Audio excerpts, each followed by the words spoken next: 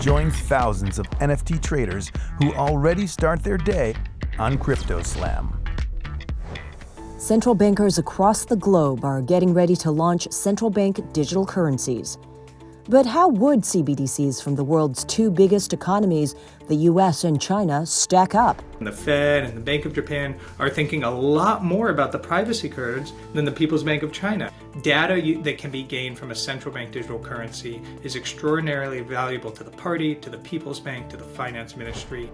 And is more regulatory scrutiny around the corner for stablecoins? Coming up on Word on the Block, Josh Lipsky, GeoEconomics Center Director at Atlantic Council, joins in to dive deep into those topics and a whole lot more.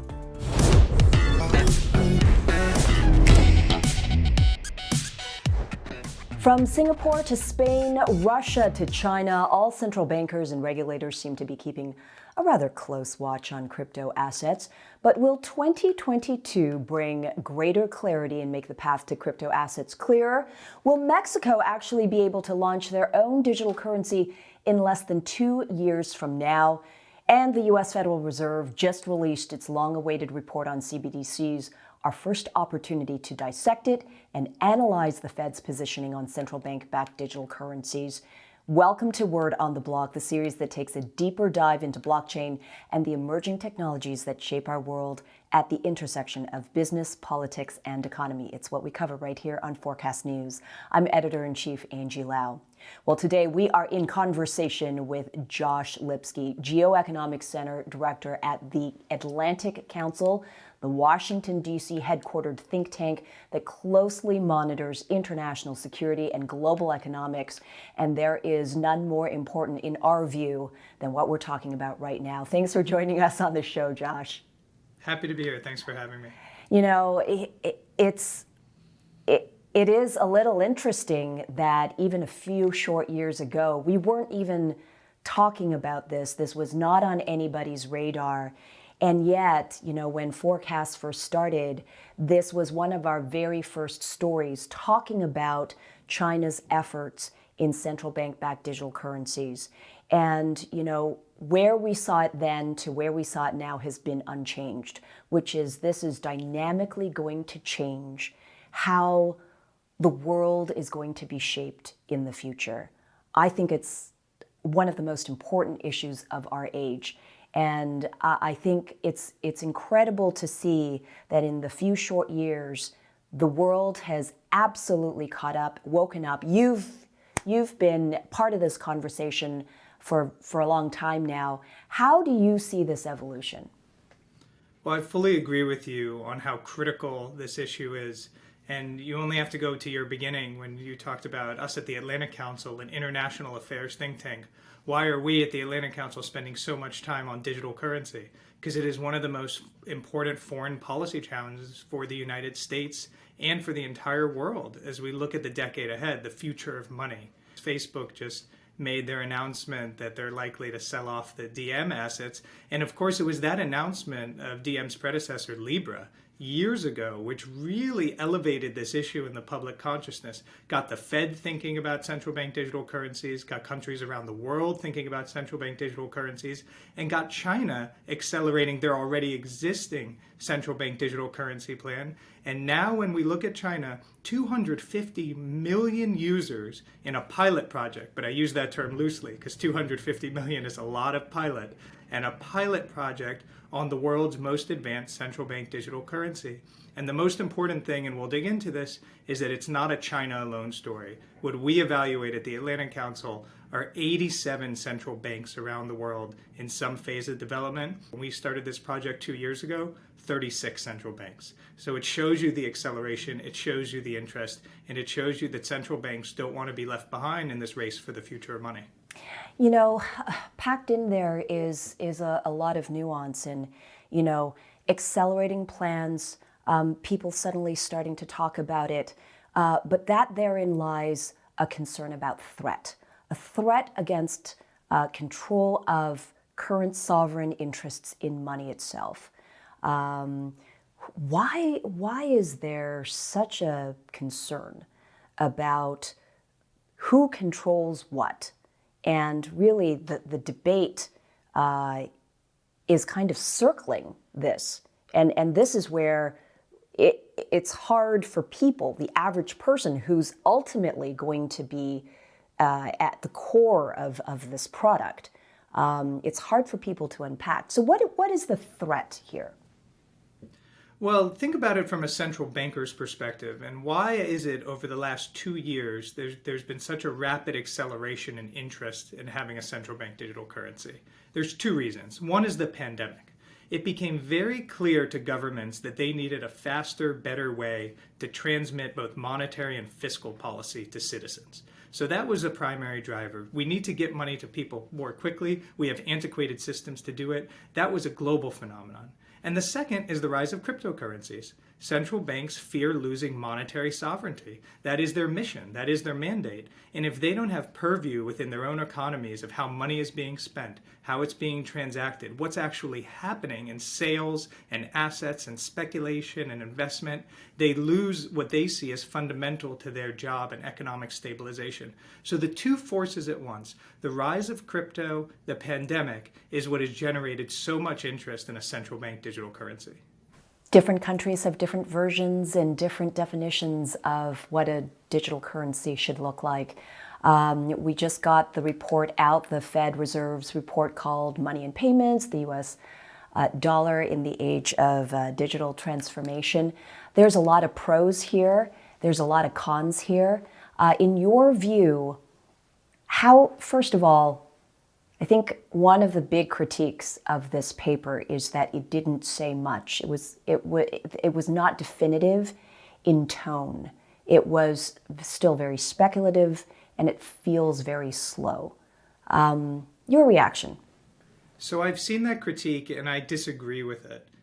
Because I think it misunderstands how this could have gone. You know, if folks were expecting the Fed to come out and say, we are doing a US digital dollar, a US CBDC, that was never going to happen.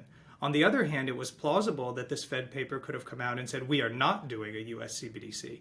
And if you look at some of the commentary from some of the governors in the months leading up to this report, that was an indication, and there's certainly a strain of that within the Fed. But this paper didn't say that. To me, it was surprisingly positive on central bank digital currencies. It listed all the positive that those of us who track pilot projects around the world see. Ability for financial inclusion, ability for faster payments, ability to transmit government stimulus, ability to pay taxes, the things we often talk about as the potential benefits of CBDCs. And then, as it should, it went through the risk. It talked about privacy. It talked about cybersecurity. It talked about disintermediation of the commercial banks. And in each of those, it said these risks can be mitigated by design choices. So to me, as someone who follows this issue really closely, that paper read in the language of those of us who believe that CBDCs are a useful tool. And I sort of picked up on some of the signaling, even though agreed it did not have a lot of specifics, and there's a lot left to debate here. What happens next? So from the US side, the Fed was very clear they want congressional authorization, and that is the next process. And I was heartened to see that there was bipartisan support the night the paper came out for moving forward on a US CBDC, and that wasn't the case even 6 months ago. There was skepticism. So what that means in practice is very much an open question. Does there have to be an amendment to the Federal Reserve Act? Is there standalone legislation? But there has to be some guidance from Congress that says, yes, you should do this, at least on a pilot basis. That's going to take months to play out as that gets drafted and debated. In the meantime, we're going to get a technical white paper, and this is what a lot of the international community is waiting on, from the Boston Federal Reserve. They've been doing a multi-year project with MIT on what a US CBDC could look like from a technical perspective. They're going to release that in the coming weeks, and I think it could be a very significant moment in the evolution of central bank digital currencies, because they are trying to solve for a lot of problems that countries are trying to solve that we monitor here. How do I scale? How do I maintain anonymity? How do I maintain cybersecurity? Can I do offline payments with these systems? And if Boston and MIT are able to answer some of those questions, I think it's going to give the US a very powerful model to do some of the international standard setting they want to do, even as their own CBDC could take years to get to market. And I think one of the big concerns, even in the current political environment, is trust. How does one talk about CBDCs when in fact baked in is obviously KYC and identification, financial privacy, all of those issues that you've expressed as being concerns. Do you think that that trust is going to, or concerns about trust, is going to allow us to have a robust and healthy discussion about financial privacy, about identification, and about that kind of responsibility to the consumer? It's really I think this is the key question that you ask, and there's two sides of it. So one is, trust from a government side about AML, KYC, illicit finance. How can we make sure these are safe and not being used for illegal activities? And the Fed paper and other research has gotten into this, and they make very clear we need an account-based system, so one that verifies identity in some way, not token-based. And we need to make sure this goes through the commercial banking and other private service payment providers. We do not want to do this as the Fed, right? We don't want a Fed app on people's phones. And, by the way, every central bank in the world, of the 14 pilot projects we track, they don't do it themselves either. They work through the commercial banking and other fintech providers to distribute it. But then the other side of the coin is the privacy. How do I ensure privacy? And the Fed paper got into this a little, but there's a lot more to be said about this. Because when people say, why is the West so far behind China on developing a central bank digital currency, that's because the ECB and the Bank of England and the Fed and the Bank of Japan are thinking a lot more about the privacy concerns than the People's Bank of China. And they have to maintain not just the technical elements to make sure there's anonymity in transactions, but also ensure public confidence in that. Because you have to make a CBDC something people want to use. We often forget that in this debate. We talk about it has to do this and it has to have AML, KYC, and there have to be caps on it. But somehow people forget you also need to make sure people use it. Otherwise, what's the point? That's exactly kind of the situation we're seeing right now in China. But we'll touch on that a little bit later. But as you review kind of this space, the Fed has the paper out. As you said, ECB are looking into it. Everybody's looking into it. And then at the end of December of 2021, the Mexican Central Bank confirmed the circulation of CBDCs by 2024. That's a short 2 years away. Considering all the other countries exploring CBDCs, in your view, which country will likely launch its digital currency next? Yeah. So, first of all, on the Mexican announcement, which was done via tweet, we were all just trying to enjoy Christmas break without any CBDC news. And then this breaks because Mexico was one of only 2 G20 countries that had not announced any CBDC plans, Mexico being one and Argentina being the other. And now Mexico, of course, announced their plans, but all they had was the tweet. So a scramble was on talking to Banxico, what's going on, what's happening. So we quickly got some more details on that. And as you say, they do plan to bring something to market within 2 years. When we look at economies that are ready to do this, of course, one is Sweden and the Riksbank, the oldest central bank of the world. They have an ongoing pilot project. They've had a lot of success with it, and we think that's going to scale up in the year to come. So that's one we look at closely. The second is South Korea. South Korea as one of the most significant G20 economies to be advanced in their pilot stage. And the really interesting thing about South Korea is that they're using a permission DLT system, which not all central banks are using. So if they can find some success with that model, I think it's going to be very influential amongst the rest of the G20 that are a little further behind in this process. So we're going to start seeing people and nations experience CBDCs. We're going to pick and choose the best practices. But in your view, as you kind of review the landscape, what are the best practices you see emerging right now that are critical to the thinking here? Yeah, so there are a couple trend lines that emerge when you look at global CBDC development. And the Fed paper picked up on this, although they didn't say it explicitly. The first is that countries are trying to figure out a way to use some kind of permission DLT in the system. So China's an exception with a completely centralized ledger, a traditional model. But if we look at Nigeria and the e-Naira, if we look at what's happening in the Bahamas, and now if we look at South Korea, there is an indication that, hey, let's try to actually use the technology here that makes these things faster if we can make sure there's cybersecurity and safety around them. The second is accounts versus tokens, and accounts is the trend line. Yes, there are some countries that do tokens. There's only 2 by our estimation. Most countries are really 75 are doing accounts. And that's for the reasons we discussed. They have to find a way to deal with illicit finance. They have to find a way to meet AML KYC concerns. So accounts is really the trend line. Then the other trend line that I think is really important, as we said, using the commercial banking system, so intermediated, not doing it directly to consumer, and having some caps on the CBDC. Because one of the criticisms of a CBDC is that in a bank run situation, in a crisis, folks will flee to the safest asset, which will be perceived as the central bank's liability. And so these countries like the Bahamas and other that have rolled this out more wide scale have caps on the amount you can have. And that has a lot of benefits. And one of them is to prevent a bank run in case of a crisis. So these are some of the trend lines we see in CBDC development. But I would say it's still very much an open field and a lot of room for development and innovation. Nothing is fully baked in at this point. Nothing is fully baked in. That is absolutely true. We're going to take a quick break right now, but when we return, we're going to talk more about what is being baked in the e-CNY that we should be thinking about, observing as the Beijing Olympics gets underway, and how the digital dollar might match up when we return. When we come back, we'll talk about the risks posed by the digital dollar and the power it gives to central bankers. Just because U.S. citizens are not using a digital dollar does not mean the Fed and Treasury and the U.S. government will not try to exert enormous influence on the development of CBDCs around the world. And later, what's on the cards for stablecoins and crypto assets when Word on the Block returns? Forkast News is your gateway to all things blockchain, breaking down and breaking through the noise with the people who know it best and why it matters. We go to where the action is, from Asia to the world.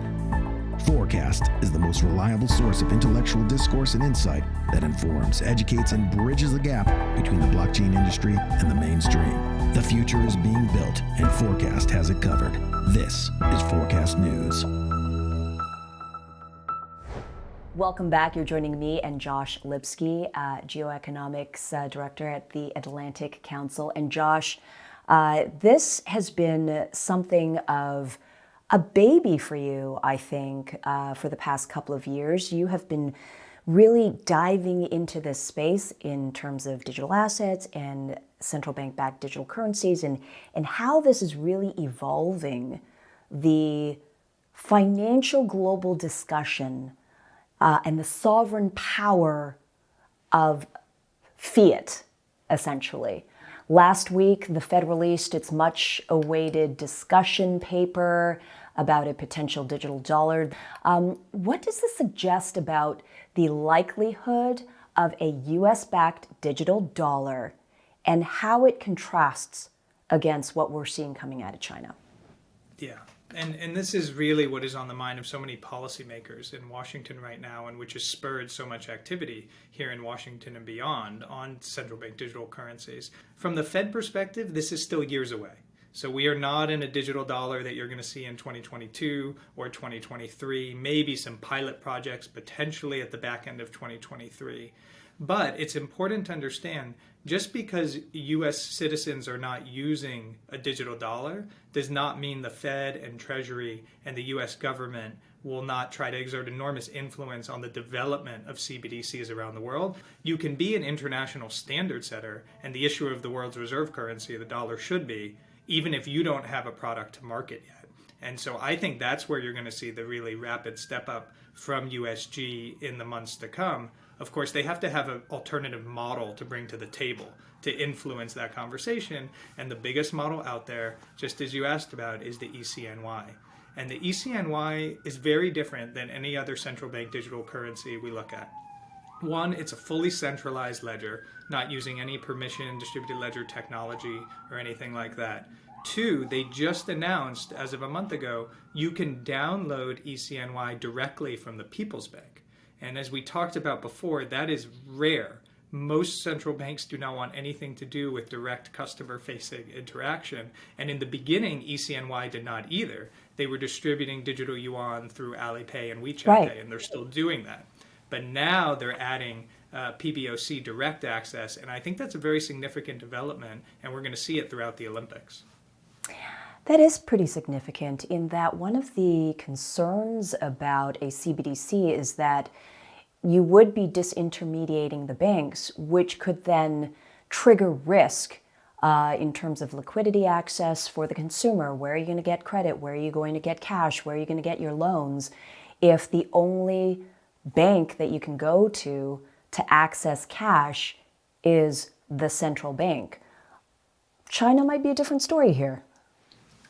As with so many things, China's a bit of a different story, and their considerations for an e-CNY and the way they interact with their commercial banking system is different than a lot of other economies, and they are willing to take on some of the risk. I personally think because they realize that even if that would happen, and it's only small scale now, the amount of people who are downloading directly, they could, through the back end, handle these things through lending to the commercial banks. So they feel like for them, it's worth it because we have to understand China's ambitions with an e-CNY. And this is misunderstood in the West. We see it from a US perspective as threatening the dollar. My personal opinion is that's low down on the list of why China is pursuing their central bank digital currency. The first is surveillance, privacy, information. Data that can be gained from a central bank digital currency is extraordinarily valuable to the party, to the People's Bank, to the finance ministry. They want that data. They want to be able to collect it. The second are the reasons a lot of central banks do it: easier transmission of fiscal and monetary policy. They want to find more effective ways to influence their economy. So it's really these domestic reasons more to me than the international reasons that are driving China forward. And I think that's often misunderstood. There's also an internationalization perspective of e-CNY. If you are able to almost export e-CNY to your trade relationships in your Belt and Road initiatives, across the region, could that be a way for China to also counter the global hegemony of the US dollar? That yes, China has this ambition to use e-CNY in Belt and Road projects, in bilateral lending, and also, and we should talk about this, the difference between their retail e-CNY and their wholesale, their bank-to-bank e-CNY projects, which are different. But China has that ambition, but I don't see China in the near term, one, being overly successful in eating away at the dollar's hegemony because of all the restrictions the traditional yuan has and capital controls and things that make it difficult to alternate who the world's reserve currency is, but also because China wants to help chip away at the dollar but not replace the dollar. It would like the dollar to not be the only game in town. I think it would like a more multipolar currency system, but I don't think China wants to take on the responsibility, nor can it now, of being the world's reserve currency. And you only need to look at what's happening with Russia right now and the possibility of sanctions to understand why countries might want to get away from dollar-based transactions. I want to pick that back up when we return. Technology has, as you've said, Josh, become both a weapon and a target. How geopolitics is playing a role in how governments are viewing access and acceptance of crypto markets when we come back. After the break, is there still work to be done to make legislators understand cryptocurrencies? Forkast News is your gateway to all things blockchain, breaking down and breaking through the noise with the people who know it best and why it matters. The future is being built, and Forkast has it covered. This is Forkast News. All right, let's pick back up on Russia and what's happening both on the ground in the Ukraine, and then also the central bank issuing almost an edict to flat ban crypto activity in Russia. What's your view as crypto and geopolitics collide? Yes, crypto and geopolitics have collided, and they will not uncollide, I think, for decades to come. They are now enmeshed, and it was very interesting, the central bank who have been thinking about these issues for a long time on the crypto side, and Russia being the third largest miner of crypto now, they banned, but there was kind of mixed signals coming from Putin afterwards because there's cross currents within the Russian economy now. So it'll be very interesting to see how much that ban is actually enforced in practice, because there are a lot of different financial flows in and out. And Putin and the government are looking for alternative sources, as we discussed, outside the dollar. And crypto is a potential avenue for that. So while the central bank said what they said, I'm not totally convinced that we're going to see that ban in practice. Very different than in China when the ban came into force and went into effect. You know, the ban is one thing, stablecoins is another, and that's also on the the bullseye of so many regulators, because a lot of, you take a look at what stablecoin actually is, which is in its most ideal phase, one-to-one to a US dollar or other fiat backed crypto. And so a lot of countries feel like this is almost the Trojan horse to circumvent against even domestic efforts in CBDCs from the private enterprise side. What's your view here? Yeah, that fear we hear from both central banks and private actors around the world in terms of dollar-backed stablecoins, and all stablecoins, but predominantly the dollar-backed stablecoins. You know, dollarization is an economic phenomenon that's gone back decades now, and emerging markets are especially concerned about it. The rise of dollars and inflow of dollars in their economy and how they lose monetary sovereignty. So digital dollarization is the new threat.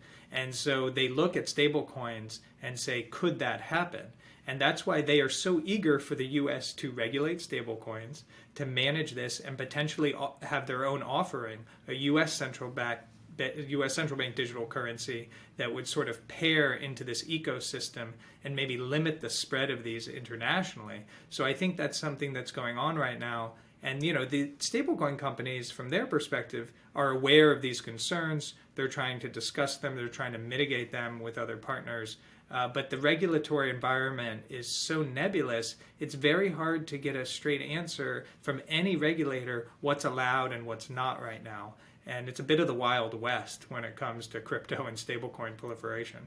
So where are we now in terms of where the world is going, regardless of how governments view it, regardless of political efforts to squash, regardless of regulatory efforts? What, in your view, Josh, do you see emerging as a powerful trend that we should be all paying attention to? So, you know, a lot of folks who I talk to in the crypto space worry about CBDCs, and they see them as antithetical to the idea of cryptocurrency, which is by definition decentralized, right? So you're bringing in a central bank digital currency to what is, from its ethos, a decentralized network. I don't see it that way. I see central bank digital currencies as actually being a stabilizing force in this ecosystem. And the Fed paper sort of went into this. It's not about replacement. It's about complementary. And it's about CBDCs and stable coins and traditional crypto like Bitcoin coexisting and giving consumers more options. And the key to making that work will be through wallets, will be through interoperability. So you can go on your phone and say, I want to switch my Bitcoin for my digital euro, for my digital pounds, and now I'm going to travel to the US and I want digital dollars. But the Fed doesn't use digital dollars everywhere. So for my retail, I'm going to use USDC. This is the kind of ecosystem, and maybe I'm Pollyannish about it, that I think we can get to, because eliminating any of these isn't the right way. It's not fair to tell central banks that they can't innovate. They're the issuers of fiat that the stable coins are based on. And it's not fair to tell crypto and stable coins that have innovated in this space and spurred so much action that they have to be pushed out of the market. So I see the best case scenario as a digital currency ecosystem, regulated. And that's the key, regulated, international standard settings. And that's what we're missing right now. I could not agree with you more. I think it is a hybrid world. I think it also, technology and innovation has surfaced a lot of the problems that we have been okay with for far too long, and have provided some real clear answers. And before I let you go, Josh, how do you view 2022? Where do you see this all going? If there was one prediction that you could make in the CBDC crystal ball, what would it be? So I believe 2022 is the year of the cross-border test on CBDC. There's a lot of domestic advancements in CBDC as we've measured 87 countries, but there's just nascent testing between banks, wholesale CBDC. There are about 5 projects around the world. Project Dunbar with Australia and South Africa, China with their MCBDC Bridge project. I think you're going to see a lot more of those in 2022 because whatever happens on the domestic retail front, banks want to be able to send money to each other faster across border, and that cross-border testing of CBDC is going to be a really interesting development in the year ahead. Josh Lipsky, GeoEconomics Center Director, Atlantic Council. Thanks for joining us today. Thanks so much. That was Josh Lipsky, and thank you, everyone, for joining us on this latest episode of Word on the Blog. I'm Angie Lau, Editor-in-Chief of Forkast. Until the next time.